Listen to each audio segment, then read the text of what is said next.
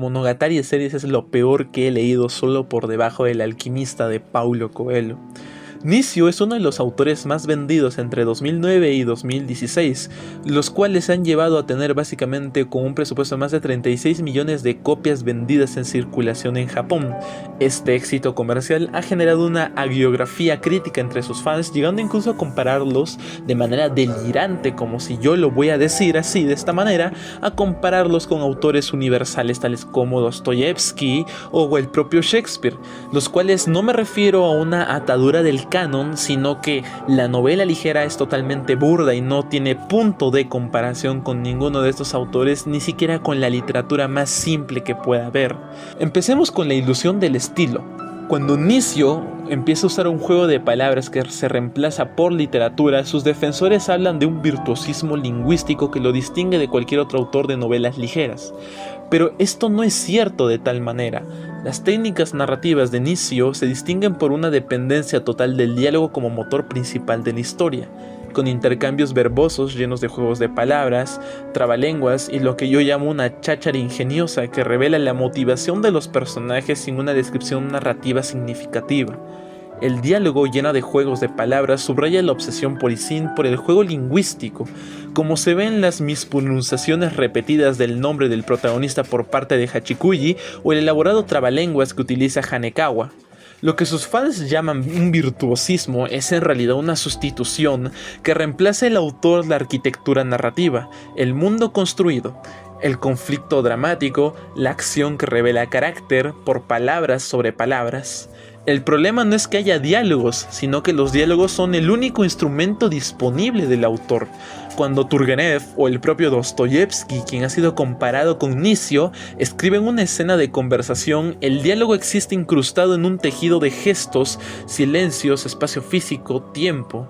El mundo respira, pero en Monogatari los personajes existen en un vacío casi textual donde todo lo que ocurre es hablar sobre lo que ocurre. Monogatari viola completamente la regla del show don't tell me.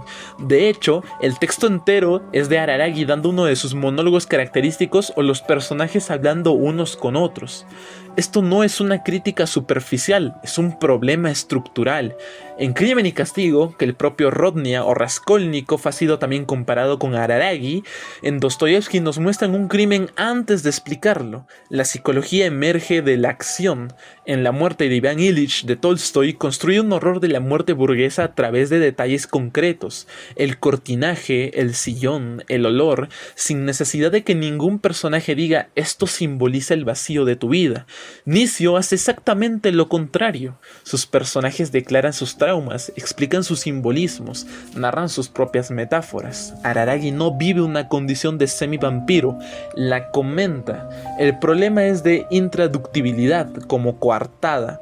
Cuando los fans son confrontados con esta superficialidad de estilo en traducción, recurren a la coartada perfecta. El juego de palabras se pierde en traducción. Lo que sobrevive plenamente en el juego de palabras de Nishio construye escenas enteras alrededor del juego lingüístico japonés, nombres de personajes que son calambures, títulos de capítulos con doble significado, chistes que requieren conocer el kanji para entenderse. En Japón, la obra se lee como literatura, en inglés como una excelente novela ligera. Este argumento, sin querer, básicamente condena la obra, puesto que si la grandeza literaria de una obra depende de juegos de palabras culturalmente intrínsecas, entonces esta grandeza es frágil y local. Shakespeare sobrevive a la traducción porque sus conflictos son universalmente humanos. Dostoyevsky sobrevive a la traducción porque su exploración del alma es irreductible a trucos lingüísticos. Si Monogatari solo funciona en japonés y solo quien ha entendido el kanji está ante una obra de entretenimiento culto para un nicho específico, entonces no sobrevive al universal, lo cual es perfectamente legítimo, pero no ante una literatura al alcance universal con la que pretende competir su fandom. ¿Y qué hay de Araragi? Probablemente sea uno de los protagonistas con un problema moral y narrativo más grandes, y no voy a hacer específicamente una crítica moral a lo que ya se le hace correctamente, sino cómo es que esta moralidad narrativamente está mal construida. El corazón de la serie es Araragi, y es precisamente su construcción donde le fallas el proyecto literario, de inicio donde se vuelven básicamente indefendibles. El narrador no fiable con el cual se suele acuñar el propio Araragi es donde la serie se entera que está narrada en primera persona desde la perspectiva del protagonista, un estudiante de tercer año de secundaria que sobrevivió a un ataque de un vampiro. El narrador no fiable es desde Cervantes hasta Nabokov uno de los dispositivos narrativos más ricos de la literatura, pero para que funcione, la distancia irónica entre el autor y el narrador debe ser legible. En Lolita, el horror de Humbert Humbert es transparente precisamente porque Nabokov orquesta un autoengaño con una precisión que lo hace perfecta, que permite que el lector vea lo que el narrador niega. El autor está fuera de su criatura, juzgándola. Nishio nunca logra esa distancia. El lector está siempre atrapado dentro de Araragi, mirando el mundo a través de su mirada sin marco de referencia externo que permita la evaluación moral. El resultado es un personaje que funciona como un punto ciego narrativo. El texto lo celebra mientras el lector sensible observa, con crecimiento e incomodidad, un repertorio de comportamientos que ninguna ironía real llega a problematizar. Y viniendo de esta parte, probablemente la cuestión narrativa más falente y lo que los fans suelen defender mucho es la cuestión de Hachikuji, un humor que en realidad es fracaso moral narrativo. Araragi, como sabemos, es conocido y es bromeado prácticamente en la comunidad como un PDF, que asalta sexualmente de forma persistente a una niña prepuberta llamada Hachiguchi. Aunque los arcos narrativos de esta son algunos de los más emotivos de la serie, su relación cuasi romántica con Araragi se acerca demasiado a tropos comunes e indeseables de otros animes que Ishin y Shimbo pretendían parodiar. Este es el nudo imposible de desatar, en los cuales los defensores de la serie argumentan que es parodia o su versión irónica postmoderna, pero la parodia empieza a ser ineficaz. ¿Por qué? La parodia necesita necesariamente que el objeto parodiado quede expuesto como un absurdo. Si el texto reproduce el tropo sin que ningún mecanismo narrativo lo desnaturalice, si la audiencia simplemente se ríe y sigue, entonces no hay parodia, hay repetición. La alta frecuencia e intensidad de fanservice incluye no solo la objetividad sexual constante de todos los personajes femeninos, sino también elementos regulares e incómodos de incesto sugerido y PDF. En la literatura, el tratamiento de temas morales complejos como el abuso, la perversión, la violencia, requiere de una arquitectura que permita que el lector elabore la experiencia. Dostoyevsky, por ejemplo, puede escribir sobre asesinos, pedófilos, déspotas, porque el sufrimiento de las víctimas tiene un peso específico en el texto. Nishio convierte el malestar en una risa no paródica. Pero y bien, ¿qué es lo que Nishio sí logra dentro de la novela? Como crítico honesto, también tenemos que exigir reconocer lo que sí funciona dentro de la obra, pero incluso lo que funciona lo condena.